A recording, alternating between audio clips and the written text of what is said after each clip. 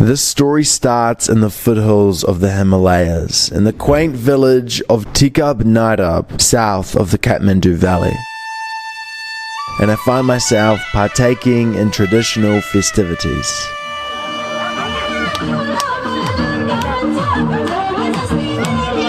However, these celebrations are not rare, and here, influence from the outside world is few and far between. If you were to read about Nepal's own history in entirety, you'd never come close to finishing it in one lifetime. And it has been weeks since my encounter with the living Kumari goddess, and similarly, I struggle to understand the experience. But there is no greater agony than bearing an untold story inside of you, so I've decided the best I can do is write. No video, no doco, write.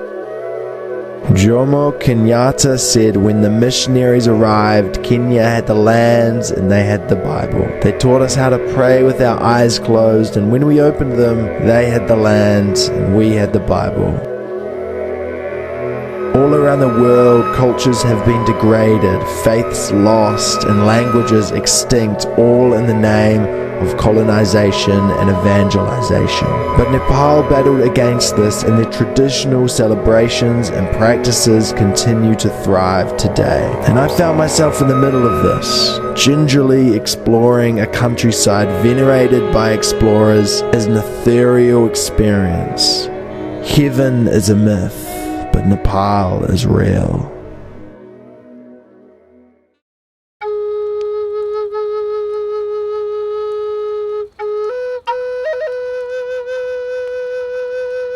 The holy stupa of Buddhanath stared straight into my soul. Tibetan spirits moved through me in the sacred alleyways of Durbar Square. But the ancient city of Patan is where I was to have my paramount spiritual experience with the living Kumari goddess. The manifestation of the divine female energy, the incarnate of the fearsome Hindu goddess Durga, and child with the eyelashes of a cow and thighs like a deer who was worshipped. For myself, a product of Western and Judeo-Christian ideologies, the concept of a physical manifestation of the divine sat in front of me was difficult to comprehend, and intimidating even. But the Newari, original inhabitants of the Kathmandu Valley, and their traditions had no intention of meeting shy Westerners at their level. The protocols remained the same for all. I reached the humble abode of Her Holiness early in the day, shyly entering the gates and approaching the entrance with a sheepish "Namaste" murmured into the foyer. Suddenly, a voice bellowed from the terrace above, and it was made apparent to me the Kumari would be open to accommodating a blessing for me, but no later in the day than at 2 p.m. So I stumbled back through the annals of Patan, and my memory flashed to the lore I had heard. Initiation processes filled with dark rooms, demons, and the heads of dead animals. Her sacred feet that never touched the impure ground, and a future transition back to the mortal world once she reaches menstruation. I visited the surrounding holy sites as I waited in tense anticipation. I observed the interconnectedness of their lives, their faiths, and it was difficult to tell the forces apart. Temples were on every street corner, and tilak prolifically worn for religious rites of passage. It made me reflect, where had the ancient practices of my worldly understandings gone? It is easy to criticize anyone and anything that exists, but to dismiss these ideals is to reinforce your misunderstanding of their worldview. Many forget even their own belief systems were, for thousands of years, vastly different to how they observe it today. So better to find the beauty in them all and pray long it will exist. I promptly returned to the temple of the living goddess, following protocol as instructed, and after a solemn creep up the crooked wooden stairs, I found myself staring into the eyes of the living Kumari goddess.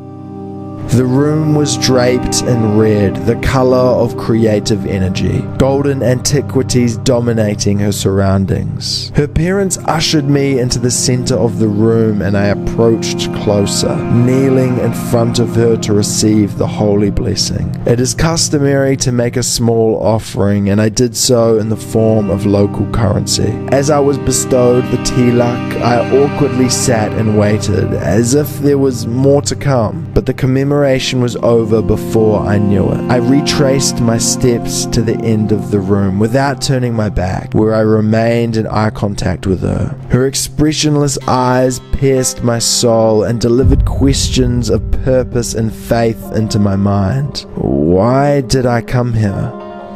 Was it out of genuine faith exploration, or a perverse intention to pray and document a practice that fascinates me? I immediately left the holy temple, exchanging pleasantries with her servants, back into the ancient city of Patan, more confused than when I arrived, feeling somewhat misguided by my actions. And as I watched the sun melt into the Himalayas, I reflected on what the Kumari goddess meant to me. Discipline, praxis, and reverence were words that came to mind. But instead of having my eat, pray, love moment, I didn't feel any inherent epiphany to chase Hinduism. Rather, it encouraged me to be tolerant of other belief systems and pursue mutual understanding, but not to attach identity to something that isn't a part of me or a worldview I could never truly access. Because faith is something which can only be informed by your understanding of the world, something that runs far deeper than what you see. So look around, but look inside yourself, and far beyond the years that you've spent here, upholding your ancestral understandings. Much like the Newari and the living Kumari, who have practiced, celebrated, and been an example for belief for over 700 years. Long may belief continue.